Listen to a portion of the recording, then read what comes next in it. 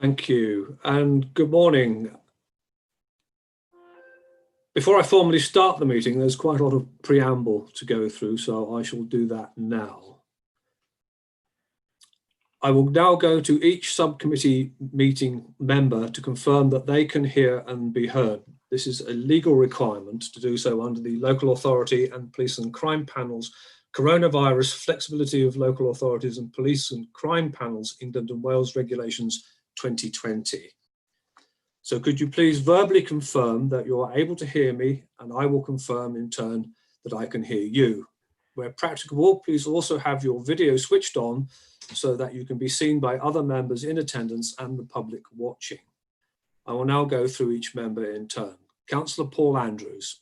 I can hear you, Chair. And I can hear you, thank you. Councillor John Hardwick. I can hear you, Chairman. Thank you, Councillor Hardwick. And finally, Councillor Tony Johnson. Loud and clear, Chairman.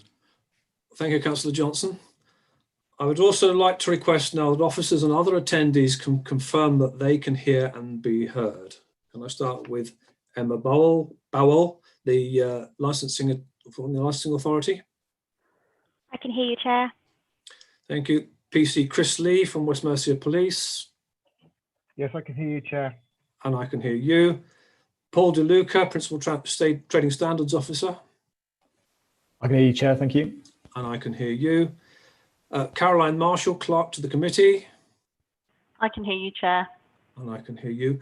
Alice McAlpine, Legal Advisor to the Subcommittee. I can hear you, Chair. And I can hear you. Jen Priest, Government Support and Assistance for Tech Support. I can hear you, Chair. Thank you. Thank you. And Ina Turulain, the Premises Licence Holder.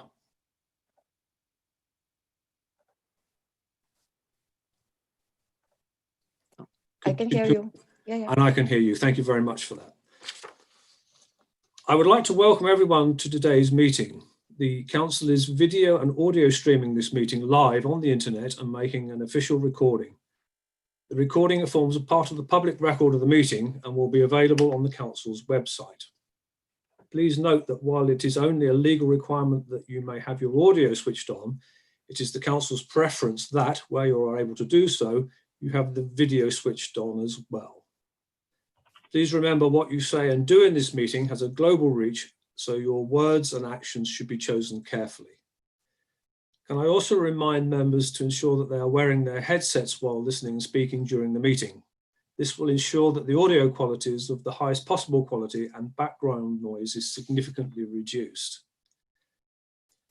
As these are extraordinary circumstances, there are some additional points for members and officers to be aware of. As part of our meeting etiquette, and in line with normal committee practices, all microphones apart from mine will be placed on mute at the start of the meeting and during the meeting. I will run through the agenda in the customary way.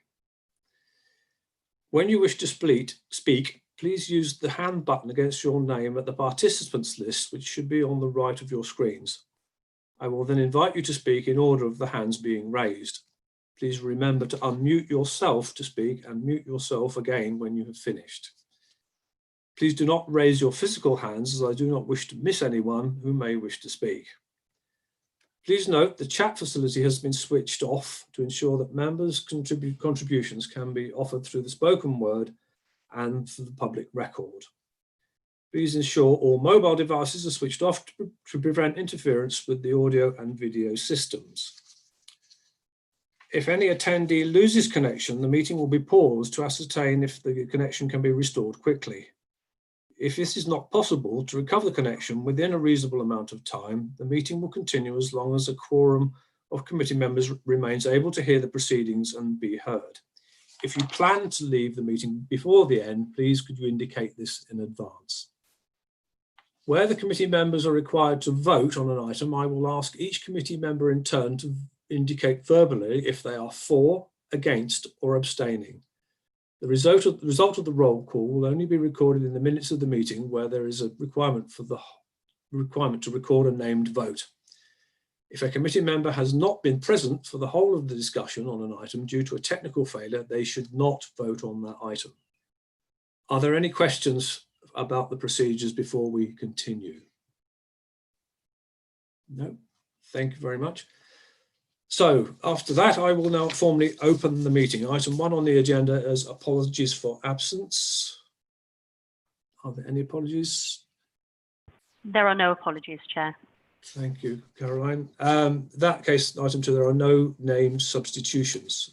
Item 3, declarations of interest. Are there any Schedule 1, Schedule 2 or other interests to be declared for items on the agenda today?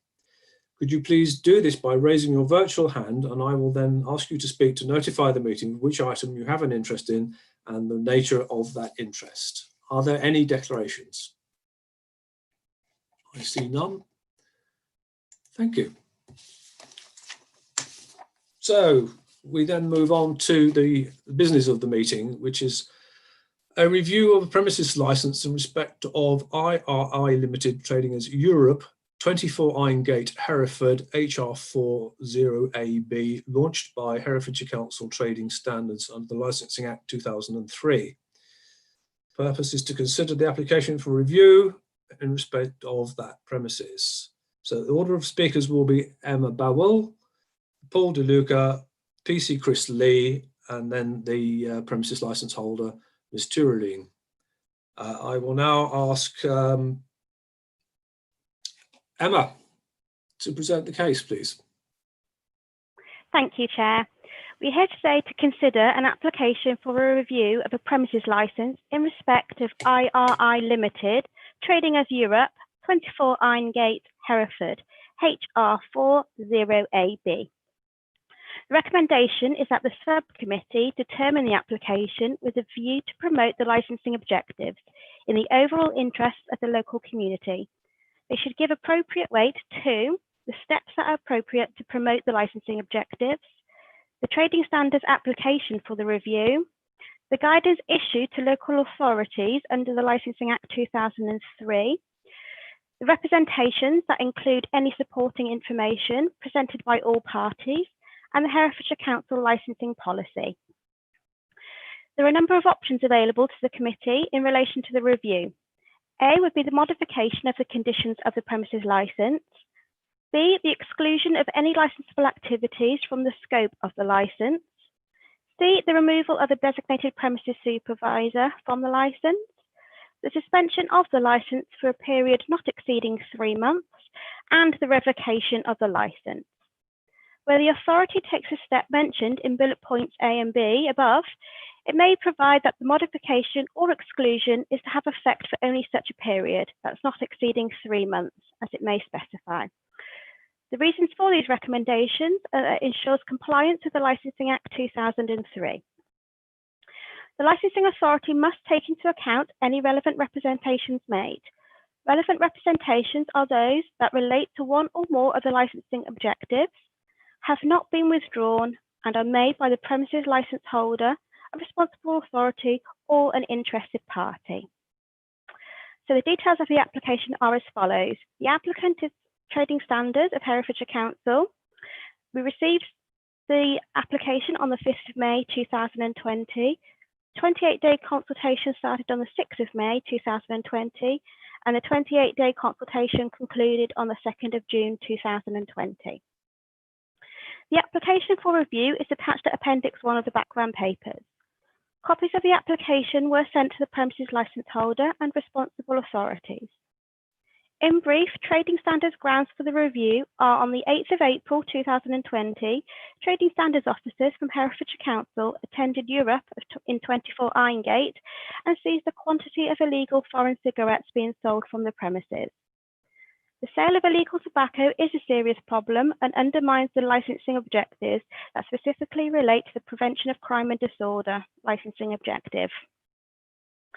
The premises was first licensed in November 2016 as a European convenience store selling alcohol. The premises license holder was IRI Limited, and the designated premises supervisor, known as the DPS, was Ina Truline. The name of the premises was licensed as IRI Limited. On the 6th of March 2018, the licensing authority received an application to transfer the license from IRI Limited to IGL Limited, with the DPS remaining the same. This was granted on the 13th of March 2018. However, the licensing authority did not receive any notification of change of premises name. It has been brought to the licensing authority's attention that when the review was launched, the premises known as Europe. To date, the authority has not received notification of a change of name to the premises. The current license, which can be found at Appendix 2, authorises the following licensable activities during the hours shown: sale and supply of alcohol for consumption off the premises, Monday to Sunday, 9:30 in the morning until 9 p.m. at night. The license is also subject to a number of conditions. The circumstances leading to the review are: on the 6th of February 2020, Trading Standards received intelligence from a member of the public that a 15-year-old son had purchased 2 packs of illegal Marlboro foreign labelled cigarettes from the shop known as Europe in Iron-Gate, Hereford. One of the packets was given to Trading Standards, which were confirmed as illegal. On the 8th of April 2020, Trading Standards attended Europe to conduct a routine inspection of medicines on sale in the shop as a response to COVID-19. During the inspection, officers found 3 packets of illegal Marlboro cigarettes, consistent with the intel received on the 6th of February, and 8 packets of illegal New Zealand cigarettes placed under the till behind the counter. Further inspection of the counter area revealed a number of large shopping bags full of illegal cigarettes being stored in a cupboard next to the till area. There were 220 packets found in the bags, which were illegal foreign labelled. The black market street value of the cigarettes is approximately £808.50. The duty evasion figure is, however, much higher at approximately £1,848. As a result, this review was launched. Representations have been received from West Mercia Police, Trading Standards, and information has been received from Public Health, and these can be found in Appendix 3 to 5. Any decision is unlikely to have any significant effect on the local community. This report has human rights implications for both the premises licence holder and the residents from the local neighbourhood. Any of the steps outlined in Section 1 may have financial implications for the licensee's business and livelihood, and may have an impact upon the day-to-day lives of residents living in close proximity. Article 8I of the European Convention of Human Rights provides that everyone has the right to respect for his and her private and family life in his or her home, which includes business premises. There are not considered to be any equalities implications arising from this report. Also, there are unlikely to be any financial implications for the authority at this time. The licensing authority must have regard to the promotion of the 4 licensing objectives, which are prevention of crime and disorder, public safety, prevention of public nuisance, and the protection of children from harm in exercising its functions under the Licensing Act 2003. Further regard should be had to the statutory guidance under Section 182 of the Act and the Council's own statement of licensing policy. The options available to the licensing authority on considering this application under the Licensing Act 2003 are set out in Section 1 of this report. The case of Daniel Thwaite plc versus Wirral Borough Magistrates Court excuse me, at the High Court of Justice Queen Bench Division on 6th of May 2008, it was summed up that a licensing authority must have regard to guidance issued by the Secretary of State. Furthermore, the Thwaites case established that only conditions should be attached to a license to promote the view of the licensing objectives, and that real evidence must be presented to support the reason for imposing these conditions. The judgment is further supported in the case of the Queen on the application of Bristol Council versus Bristol Magistrates Court, which your legal advisor can advise you on further. There is a right of appeal to Magistrates Court within 21 days of being notified in writing of the decision. There is little risk associated with the decision at this time, as the legislation allows a right of appeal to Magistrates Court within a period of 21 days of being notified of the decision in writing. All responsible authorities and members of the public living within Herefordshire have been consulted. Appendices 1 to 5 are at the back of the report, and also since the report has been published, there has been a supplement from Trading Standards which contains photographs at the premises. Thank you, Chair. Thank you, Emma. Members, do you have any questions for Emma? No. Okay, we'll move on then to Mr. DeLuca. Thank you very much. Thank you, Emma. I think you've covered most of the facts with what you just said.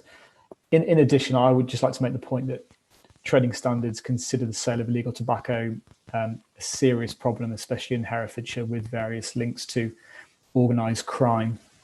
The implications that there are many. It can be encouraging people to smoke more because of the cheaper price. It could be the impact on other retailers who do not sell the illegal tobacco products. They're obviously at a disadvantage because the average price of a packet of 20 cigarettes this day and age is around £10 plus, where street value can be £3.50 per pack. So it's encouraging people to come through the door and smoke more. With the cigarettes that we seize from the premises, there's two criminal offences for what we find. It's the way that they're packaged and labelled. So the standardised packaging of tobacco regulations 2015 is one offence, and the tobacco and related products regulations. Tobacco and related product regulation 2016. It basically talks about that the products must be plain packaged, and they must have the correct written and pictorial health warnings. The issue also arose about the mother who provided the intel that her son had purchased 2 packets of Marlboro cigarettes from the premises, and I've included in the bundle the picture of the cigarettes that were purchased, and that they match up with what the Marlboro brand that we found there. I think it's quite clear. There's probably at this time with coronavirus and COVID, the cigarettes on sale in Europe, they don't meet any of the European safety tests. They're produced to smuggle into the UK, avoiding all duty, which not only health implications, but the Chancellor, when we're so short of cash and money going back into the purse, the duty is just not being paid. So the government loses out on that vital money to provide health services at this time. I can't really add anything more than Emma's already explained through the facts. So if there's anything I can help you with, I'm more than happy to. Thank you, Paul. Members, are there any questions for Mr. DeLuca at this stage? No. Okay, we'll turn then to PC Chris Lee from West Mercia Police. Chris. Okay, thank you, Chair. Okay, West Mercia Police has the following representations with regards to the review of application for RII Limited, trading as Europe, 24 Ingate, Hereford. West Mercia Police support this application. This review is based on the view that the premises has undermined the licensing objectives by selling contraband or smuggled tobacco from the shop premises. This premises has been licensed since January 2017. Illegal tobacco carries no control and to its contents, putting the health of those using it at greater risk. It is of note that the initial intelligence received by trading standards as a result of illegal tobacco being sold to a child, which is of greatest concern. Based on the information contained in a review paper submitted by Herefordshire Council Trading Standards and the guidance issued under Section 182 of the Licensing Act 2003, it is our view the premises licence holder, who is also the designated premises supervisor for the premises, is dishonest and is involved in the sale of illegal tobacco items. The sale of contraband or smuggled tobacco is viewed by the Secretary of State as a serious crime, and that consideration for revocation should be made even on the first occasion. In addition, since April 2018, the police have visited the premises on 5 occasions. 3 visits were in connection with ongoing issues of alcohol being sold to street drinkers, which has had a detrimental impact on the town centre with an increase of antisocial behaviour at low level.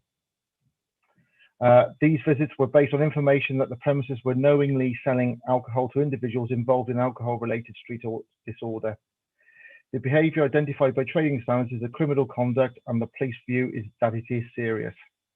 This conduct clearly undermines the licensing objectives, and as such, the police view that the premises licence for this premises should be revoked. Thank you, PC Lee. Members, any questions for PC Lee?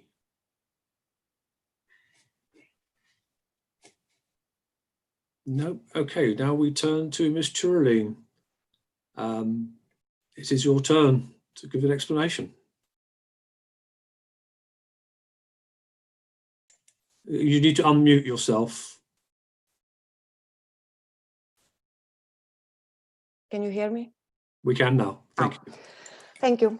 My explanation is I would like to have a proof to whom I sold and to see that person to whom I sold if it was me, because I never sell cigarettes in my shop. And secondly, Marlboro in Lithuania is all the same barcode as Marlboro in UK has the same barcode. So there is no fake Marlboro or I don't know how to explain. With a flight, you can bring 2 packs of Marlboro, 20 boxes. It says, so how many? 20.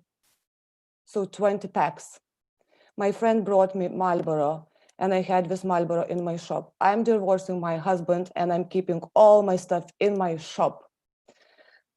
This another cigarettes was, I bought them for £35 the evening before I was caught with the cigarettes.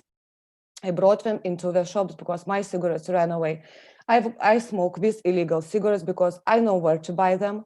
I even have a recorders how people coming to my shop and asking me if I want to buy the cigarettes I've got on my shop. I can show you our bin, how we smoking, because we're free stuff and we are smoking. If I can buy them from somewhere else, I would smoke and I would buy. You can revoke my license because I'm not making much money from alcohol. It doesn't matter for me, but I will smoke. Now I'm keeping cigarettes in my car because I can't keep in my premises. But I smoke. I can show you now that I smoke these cigarettes and I will. Because I can buy them.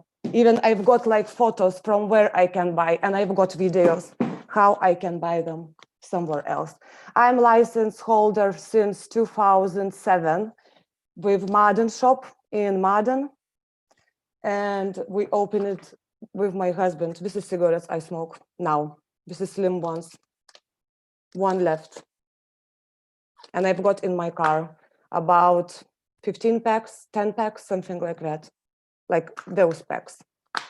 I'm buying for £35. Now I think it's about 40 because there is nowhere to buy them.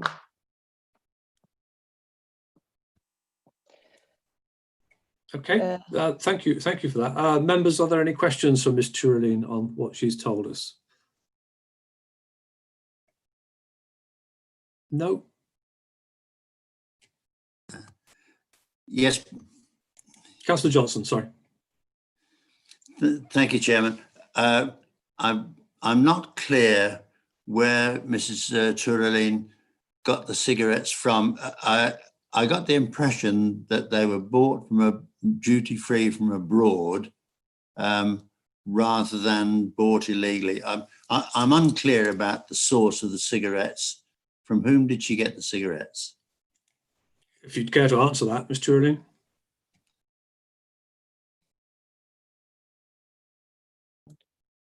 Marlboro, at first, about Marlboro, like when you're flying abroad, you can bring some kind of cigarettes, yes, correct? So my friend or myself, I'm flying to Lithuania and my friends are flying to Lithuania, so I can buy it from them or they're bringing me. Those as well, you can bring from abroad and I don't know, because this will be shown on live.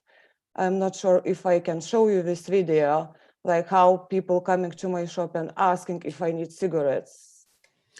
I don't know. If I may interrupt you there, Ms. Turaline, if you have some evidence that people have been coming in to sell you cigarettes, could you show it to our Trading Standards Department, who I'm sure will be in touch with you? Yeah, that's fine. Yeah. After this meeting. Yeah. Sorry, Chair, just to be clear, we can't have any new evidence introduced into this meeting now, because it will need to be shared with everybody beforehand. Indeed, yes. Thank you, Alice. I mean, I understand that there may be some issues that we will need to follow up on with this particular case. Are there any more questions from members for Ms. Chirley? Even sorry, can I speak? Yes. Even in Cardiff, I know a lot of shops who sell cigarettes, and you can go to those shops and from how to explain from which people from Pakistani or from sorry for my language, I'm doing mistakes. So from Pakistan, you're doing very well. Let's say from Pakistani. So even in Cardiff, I know two shops who sell cigarettes, and you can buy and go and buy them. A lot of shops sell cigarettes. Just a lot of shops sell cigarettes. Okay, thank you. And you know that. Thank you for that.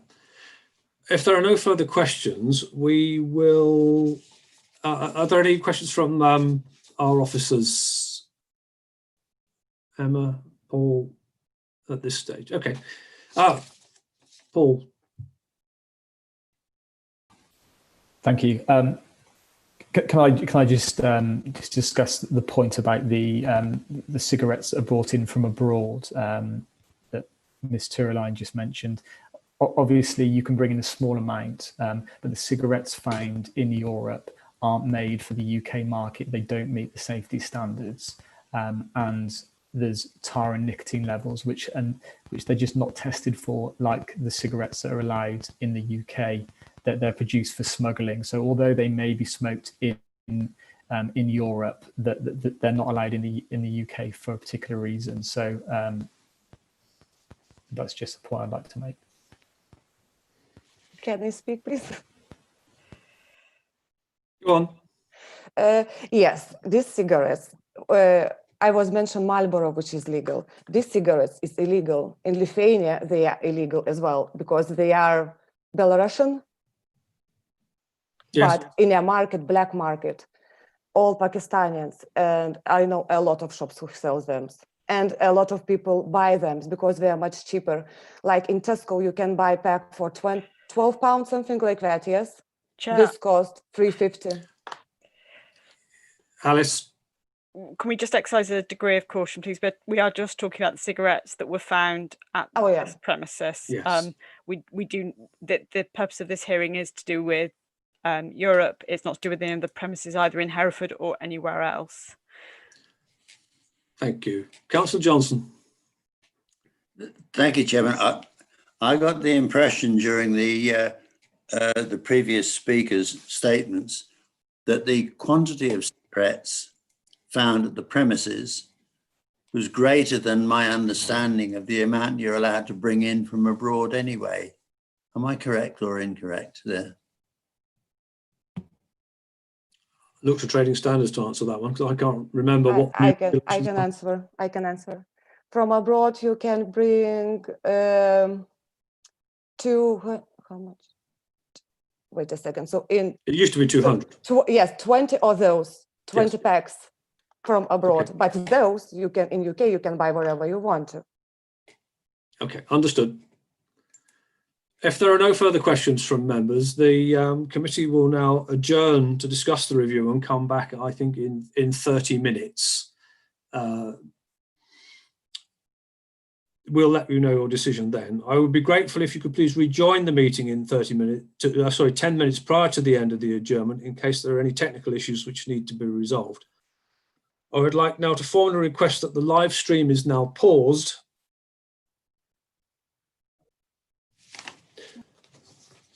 Thank you, everybody, and welcome back to the licensing subcommittee.